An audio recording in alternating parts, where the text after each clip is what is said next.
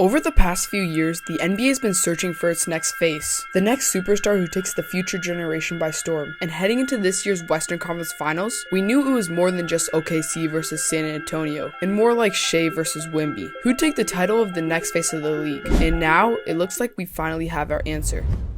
Like I want that. I want to win so bad. It's like my life depends on it. Way off. Spurs got numbers hungry down behind the plate. 5 on 4. Wemby's going to pull a deep 3. But once the ball went up, I'm like, oh, that's going in. He's going to go from midcourt. The San Antonio Spurs have officially defeated the defending champs in a hard-fought 7-game series, and it changes everything because it gave us 3 reasons why Victor Wembanyama is the future of the NBA, and the last one is the most interesting. Let me explain. The first reason is how Wemby reacts to conflict. Take this for example. All season long, we've seen how bad Wemby wants MVP. Defense is 50% of the game.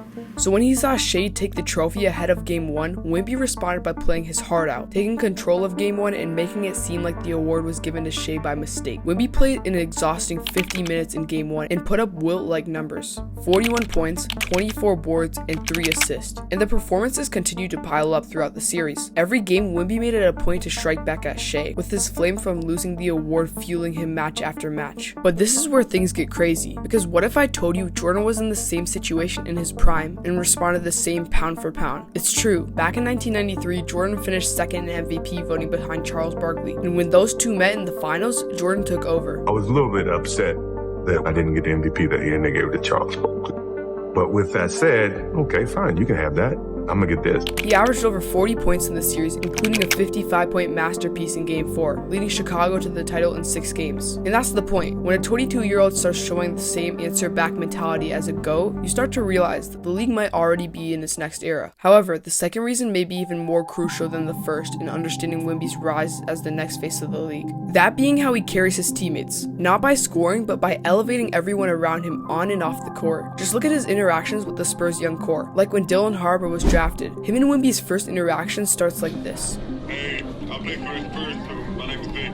Yes, sir. I know who you is. My name's Dylan. I just got drafted to the Spurs. Just look at the humility he shows as if he's not a top player in the NBA. This is a perfect example of a guy you want representing the league. And it doesn't stop there, because this isn't the only rookie Wemby's made an impact on. You see, back in Game 4, the Spurs were up by a sizable margin and decided to sub in Carter Bryant. And within a minute of him getting in, he gets charged with an offensive foul on a fast break. Furious, coach calls him over and scolds him. After, Bryant trudges over back to the bench, only for Wemby to come and console him. Not to criticize, not to ignore him, but to talk him through it. The craziest part, this isn't even the strongest reasoning as to why he's the future of the league. The third reason being, Wemby has a mindset that very few young players possess nowadays. One that resembles past legends. He'll do anything to win, or even get an edge on his opponents. Because this series taught us a lot about Wemby's character. We've always known Wemby has a cold side, but this series really brought it to life.